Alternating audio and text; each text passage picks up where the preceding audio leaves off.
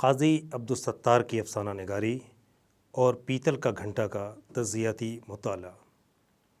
تمہید 1947 سے پہلے کی افسانوں کا واضح مقصد یہ تھا کہ ان کے ذریعے انسانی ذہن کو تبدیل کیا جائے اور اسے سیاسی، سماجی اور معاشی نابرابری کے برتاؤ کے خلاف تیار کیا جائے۔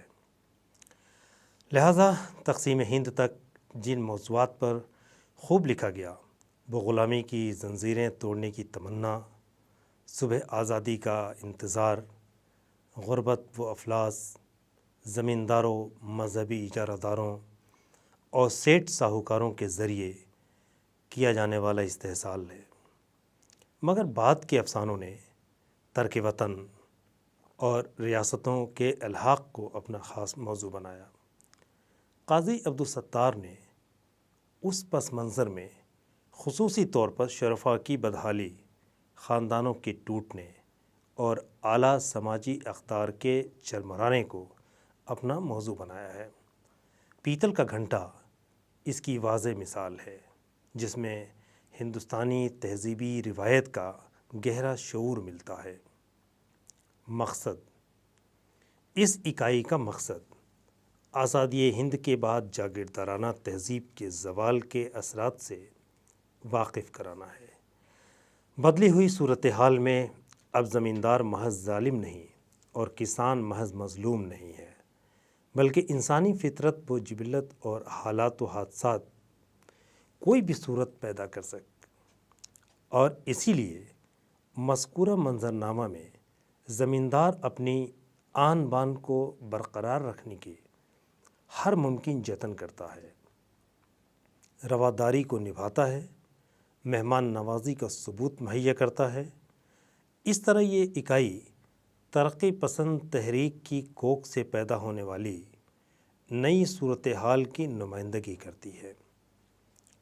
مٹتی ثقافت، نئے نظام اور ان سے پیدا ہونے والی بے اطمینانی اور ذہنی پس و پیش کی تصویر ابھارتی ہے، جس میں قاضی صاحب کی فنکارانہ سوجھ بوجھ پوری طرح جلوہ گر ہے۔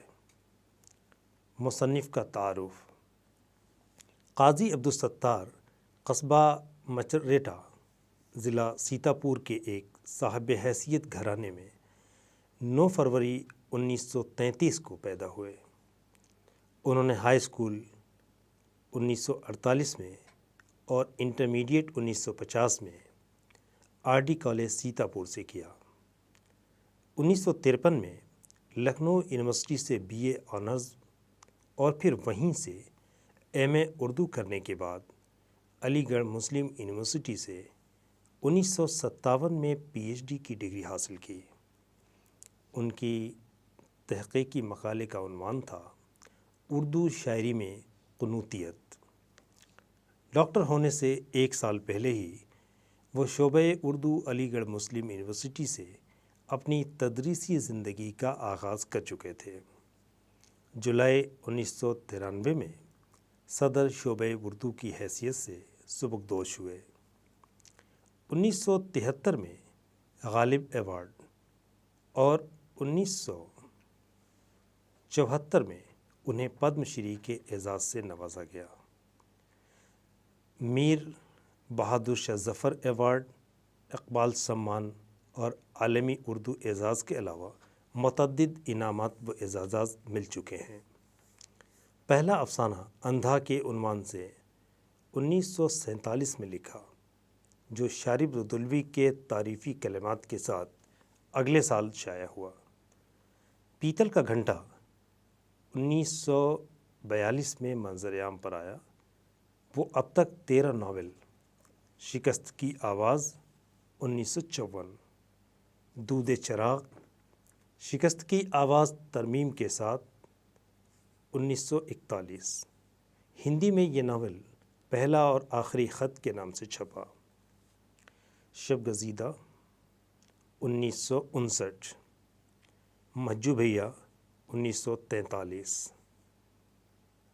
للی 1944، صلاح الدین ایوبی 1944، بادل 1945, غبار شب 1944، دارا شکو 1948، غالب 1984، حضرت جان 1990، خالد بن ولید 1995، تاجم سلطان 2005، تاج پور 2004 اور تقریباً 50 افسانے لکھ چکے ہیں۔ آئینہ ایام کے عنوان سے افسانوں کا مجموعہ 1995 میں شائع ہوا تھا۔ تنقیدی نوعیت کی 2 کتابیں، اردو شاعری میں قنوتیت اور جمالیات اور ہندوستانی جمالیات بھی منظر عام پر آ چکی ہیں۔ قاضی عبدالستار کی افسانہ نگاری۔ قاضی عبدالستار کے اہم افسانے ٹھاکر دوارا، گرم لہو میں غلطاں، رضو باجی، لالا امام بخش، پرچھائیاں، جنگل، آنکھیں، نیا قانون، چنگیز کی موت، میراث اور پیتل کا گھنٹا۔ اس صنف کے تعلق سے ان کا کہنا ہے کہ اچھے افسانے کو ملکہ حسن کے جسم کی طرح اور نئی بنی ہوئی چارپائی کی طرح تنا ہوا اور گھٹا ہوا ہونا چاہیے۔ وہ مزید کہتے ہیں کہ کہانی کے میدان میں انہی لوگوں نے کارنامے انجام دیے ہیں جو قلم کی جنبشوں اور ابرو کے چند اشاروں سے معنی کی پوری پوری دنیایں روشن کر دیتے ہیں، ماضی کے ہاتھ میں آئینہ پکڑا دیتے ہیں، تقدیر کے بطن میں سوئے ہوئے مستقبل کی ایسی بشارت دیتے ہیں کہ ایک ایک تفصیل آنکھوں کے سامنے ناچنے لگتی ہے۔ پلاٹ کی بنیاد، کرداروں کی حرکت، فضا اور ماحول کی مناسبت کے کمال کے ساتھ اسماء و صفات کے استعمال سے کہانی نہایت مؤثر بن جاتی ہے۔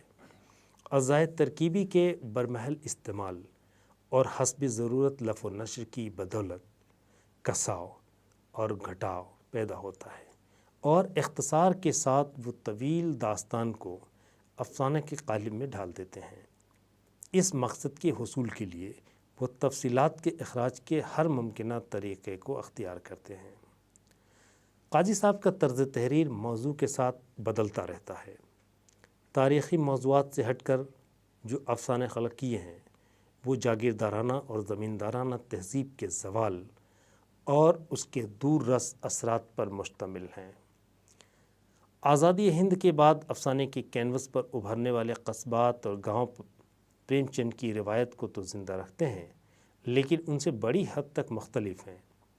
اس منظرنامہ میں نو آبادیاتی نظام کا استحصالی طبقہ دم توڑ چکا ہے لیکن کسی اور شکل میں ان کا وجود برقرار ہے۔ ظلم کے اس بدلتے ہوئے طریقہ کار کو قاضی عبدالستار نے نہایت مؤثر انداز میں پیش کیا ہے۔ حقائق کی اس پیشکش سے یہ بھی ظاہر ہوتا ہے کہ قصبات پر بھی فنکار کی گرفت بہت مضبوط ہے۔ بدلی ہوئی صورتحال سے یہ بھی پتہ چلتا ہے کہ ان کے یہاں زمیندار محض ظالم نہیں اور کسان محض مظلوم نہیں، بلکہ لٹتے ہوئے زمیندار جو آن بان کو قائم رکھنے کے جتن کرتے ہیں خاموش فریادی کی شکل میں نظر آتے ہیں۔ ان کے اسلوب کی دل نشینی اور اثر انگیزی میں پیکر تراشی قابل قدر ہے۔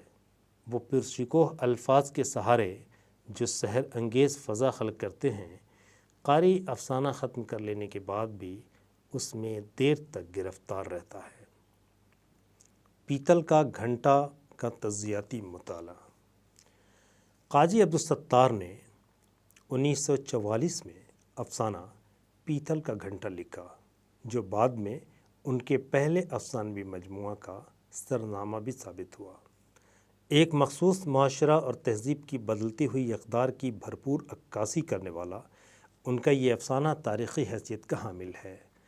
اس میں ایک بے جان شے پیتل کا گھنٹا سے راوی کا واسطہ 2 بار پڑتا ہے۔ پہلی بار قاضی انعام حسن کے یہاں غسل کے لیے جاتا ہے اور دوسری بار اپنے گھر واپس جاتے وقت۔ سابقہ اول میں راوی اسے بغور دیکھتا ہے۔ وہاں دیوار سے لگا अच्छी खासी सीनी के बराबर पीतल का घंटा खड़ा था। मैंने झुक कर देखा, घंटे में मुंगेरियों की मार से दाग पड़ गए थे। 2 अंगुल का हाशिया छोड़कर जो सुराख था उसमें सूत की काली रस्सी बंधी थी। इस सुराख के बराबर एक बड़ा सा चाँद था। उसके ऊपर 7 पहल का सितारा था। मैंने तौलिया के कोने से झाड़ कर देखा तो वो चाँद तारा भुसवल स्टेट का मोनोग्राम था। अरबी रस्मुल ख़त में काजी इनाम हुसैन ऑफ भुसवल स्टेट अवध खुदा हुआ था। यही वो घंटा था जो भुसवल की ड्योढ़ी पर ऐलान रियासत के तौर पर तकरीबन 1 सदी से बजता चला आ रहा था। मैंने उसे रोशनी में देखने के लिए उठाना चाहा, लेकिन एक हाथ से न उठा। दोनों हाथों से उठाकर देखता रहा। कहानी की बुनत में पीतल का घंटा और रावी की हैसियत सानवी हो जाती है और मरकज़ियत हासिल होती है काजी इनाम हुसैन को और फिर उनके तवस्सुत से जागीरदाराना अहद के ज़वाल के अलमिया को। अवध की तहज़ीबी, तमद्दुनी और सक़ाफ़ती सदाक़त को उन्होंने वाक़यात के बाहमी इंज़बात और मज़बूत प्लॉट के पैकर में इस तरह समो दिया है कि क़ारी कहीं भी ज़हनी इंतशार में मुब्तला नहीं होता है। ज़मींदारी के ख़त्मा के बाद अवध के खुदा तरस जागीरदारों का जो इबरतनाक हाल हुआ, ये अफ़साना उसकी भरपूर निशानदेही करता है।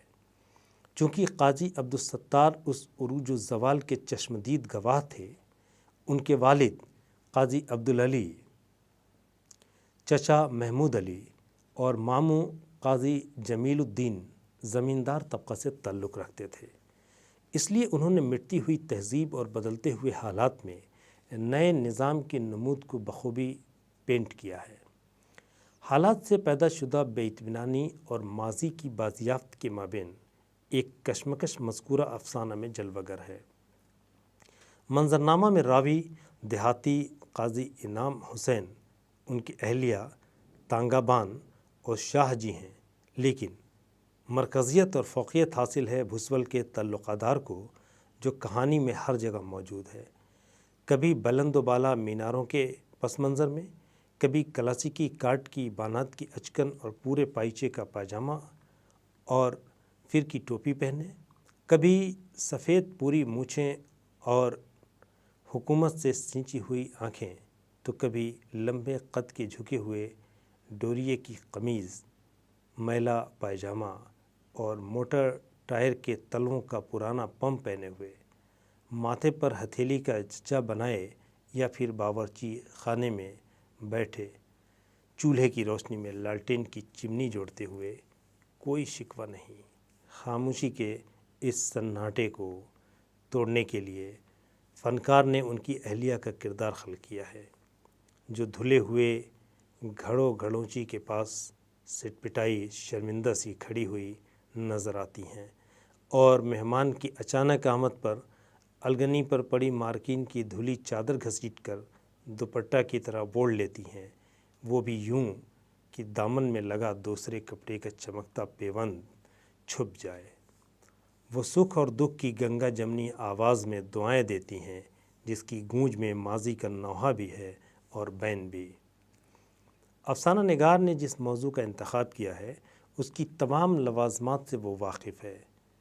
फ़ने अफसाना निगारी के रमूज़ पर गहरी गिरफ्त है, इसलिए बहुत सलीक़े से क़ारी को अपना हमनमा बनाते हुए फ़ज़ा और माहौल के ताने बाने बुने हैं।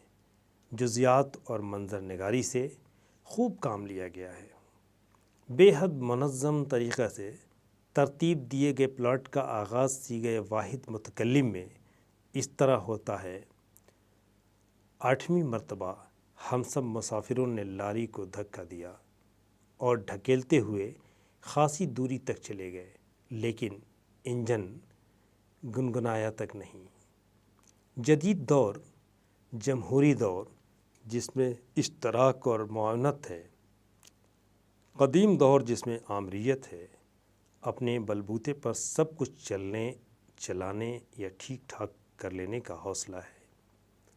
दोनों की अच्छाइयों या बुराइयों से गुरेज करते हुए वो बयान कर देना जो नौश्ते दीवार है, یہ کہانی انعام حسین آف بھسول کو بنیاد بنا کر لکھی گئی ہے، مگر ان کی عروج و زوال کی نہیں ہے، بلکہ بالواسطہ طور پر آزادی ہند سے پہلے کے ہندوستان اور آزادی کے بعد کے ہندوستان کی بہت سی جہتوں کو اس میں فنکارانہ ڈھنگ سے سمیٹ لیا گیا ہے۔ اسی لیے راوی ہر جگہ قاضی انعام حسین کی موجودگی کا احساس بدلتے ہوئے منظرنامے کے ساتھ دلاتا ہے۔ شاہ جی کا کردار دیہی زندگی کی معیشت کی نئی کروٹ ہے، اور صارفیت کے زمانے میں تانگہ بان کا کردار مستقبل کی نئی راہ کی نشاندہی کرتا ہے۔ اسی تانے بانے میں ماضی کے نقوش ابھرتے ہیں۔ سامنے وہ شاندار مسجد کھڑی تھی جسے قاضی انعام حسین نے اپنی جوانی میں بنوایا تھا۔ مسجد کے سامنے میدان کے دونوں طرف ٹوٹے پھوٹے مکان کا سلسلہ تھا، جن میں شاید کبھی بھسول کے جانور رہتے ہوں گے۔ ڈیوڑی کے بالکل سامنے 2 اونچے آم کے درخت ٹریفک کے سپاہی کی طرح چھتری لگائے کھڑے تھے۔ ان کے تنے جل گئے تھے، جگہ جگہ مٹی بھری تھی۔ ڈیوڑی کے دونوں طرف عمارتوں کے بجائے عمارتوں کا ملبہ پڑا تھا۔ دن کے 3 بجے تھے۔ وہاں اس وقت نہ کوئی آدم تھا نہ آدم زاد کہ ڈیوڑی سے قاضی انعام حسین نکلے۔ اس بیان سے بھسول کی آج اور کل کی صورتحال دونوں کا قاری کو اندازہ ہو جاتا ہے، اور یہ احساس بھی کہ جاگیردارانہ نظام کے ختم ہوتے ہی بہت کچھ ختم ہو گیا۔ پرانی روایات کی نقوش باقی ہیں کہ مہمان کی آمد پر اس کی خاطر مدارات میں کوئی کسر نہ رہ جائے۔ انتہا یہ کہ میزبان مہمان کے لیے اپنی ریاست کی آخری نشانی پیتل کے گھنٹے کو بھی بیچ دیتا ہے۔ افسانہ میں راوی کے اس مظاہرہ میں اشاروں میں سب کچھ کہہ دیا گیا ہے۔ انداز پرسوز ہے جس میں فنی نزاکت بھی ہے اور حسن تاثیر بھی۔ کوئی بھی فن پارہ الفاظ کی ترتیب و تنظیم سے جنم لیتا ہے۔ اس کے وجود میں آنے کا عمل ہمیں بظاہر سیدھا سادہ اور آسان معلوم ہوتا ہے، لیکن اس کے بغور مطالعہ سے پتہ چلتا ہے کہ عمل دشوار اور پیچیدہ ہے۔ اسی لیے کہا جاتا ہے کہ اگر خلق کردہ زبان قارئین کے لیے قابل قبول نہ ہو اور وہ اس کے اپنے تجربات و احساسات کی نمائندگی نہ کرتی ہو تو وہ خواہ کچھ بھی ہو ادب پارہ کے زمرہ میں شامل نہیں ہو سکتی ہے۔ اس امر کے پیش نظر تقریباً تمام ادیب تخلیقی عمل میں لفظوں کے کھیل سے کھیلتے ہیں۔ اب اس کھیل میں جس کو جتنی مہارت حاصل ہوتی ہے وہ اتنا کامیاب ہوتا ہے۔ قاضی عبدالستار اپنے تخلیقی عمل میں بنت کاری اور اس کی مناسبت سے زبان پر خصوصی توجہ دیتے ہیں۔ وہ کسی لفظ کو بلا ضرورت اور بغیر غور و فکر کے استعمال نہیں کرتے ہیں، اسی لیے ان کے ہاں زبان و بیان میں تازہ کاری کا احساس ہوتا ہے۔ مذکورہ کہانی میں زندگی کی دھوپ چھاؤں کو ابھارنے کے لیے فرسٹ پرسن کا استعمال نہایت قرینہ سے ہوا ہے۔ راوی تعلیم یافتہ ہے، اعلیٰ متوسط طبقہ کا فرد ہے، وہ اپنے معاشرے کو فطری انداز میں بیان کرتا ہے۔ فنکار نے زندگی کے حقیقی اظہار کے لیے ہندوستان خصوصاً اودھ کے نشیب و فراز کا گہرا مطالعہ کیا ہے۔ تاریخی عمل اور طبقاتی کشمکش اشاروں کنایوں میں آیا ہے۔ افسانہ نگار نے ماضی سے ہمدردی پیدا کرنے کے لیے جو زاویہ اختیار کیا ہے اس سے جاگیردارانہ طبقہ سے ایک انسانی ہمدردی اور ان کے دکھ درد کو محسوس کرنے کا احساس پیدا ہوتا ہے۔ کہانی اس وقت نیا موڑ لیتی ہے جب یکا کو سڑک پر کھڑی ہوئی سواری نے روک لیا اور یکا والا ہاتھ جوڑ کر راوی سے اس کے بیٹھنے کی درخواست کرتا ہے اور پھر سواری سے پوچھ بیٹھتا ہے، کہا شاہ جی گھنٹہ بھی خرید لائے ہو؟ ہاں کل شام معلوم نہیں کا وقت پڑا ہے، میاں پر کیا گھنٹہ دے دیں؟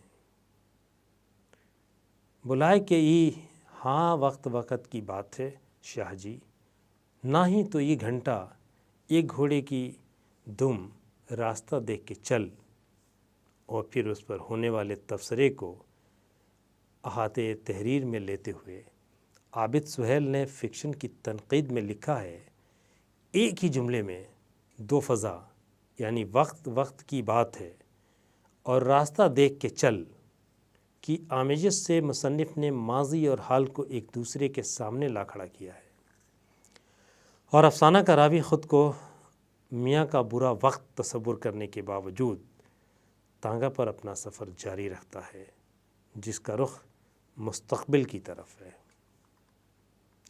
منظر اور پس منظر میں چلنے والا یہ افسانہ اچانک پیش منظر کی طرف ذہن ملتفت کرتا ہے۔ راوی کے سامنے پیتل کا گھنٹا ہے جو ساہوکار کے توسط سے بازار کی جانب جا رہا ہے۔ اب وہ ڈوریے کی قمیض، میلا پاجامہ اور موٹر ٹائر کے تلووں کا پرانا پمپ پہنے جھکے ہوئے شخص کی ملکیت نہیں، بلکہ ریشمی کرتا اور مہین دھوتی پہنے ہوئے ساہوکار کی چیز ہے جو اس کے مصرف سے واقف ہے، اور یہیں سے طرح طرح کے سوالات ابھرتے ہیں اور سوچنے پر مجبور کرتے ہیں کہ کیا یہ بے جان شے محض نظام کی منتقلی کی علامت ہے، یا زمیندار طبقہ کی شکست کا المیہ، یا پھر خوشحالی کی بشارت۔ اگر ایسا ہے تو پھر لاری بگڑ کیوں گئی؟ مسافروں کے دھکا دینے کے باوجود چلتی کیوں نہیں؟ اس کی خرابی میں کس کا دخل ہے؟ یہ تمام سوالات قائم ہیں۔ قاضی عبدالستار نے خارجی زندگی اور شعور کی آگہی کے باہمی اشتراک سے پیتل کا گھنٹا کی بنت کی ہے۔ خلاصہ، اس افسانہ کا موضوع زمینداری کے خاتمے سے پیدا ہونے والی کیفیت کا اظہار ہے۔ وہ جو کل تک حاکم تھے، وقت کی گردش نے انہیں بے سر و سامان کر دیا ہے۔ سماجی، معاشرتی اور سیاسی بساط کے پلٹنے سے جو خلا پیدا ہوا، یہ افسانہ اس کی بھرپور نمائندگی کرتا ہے۔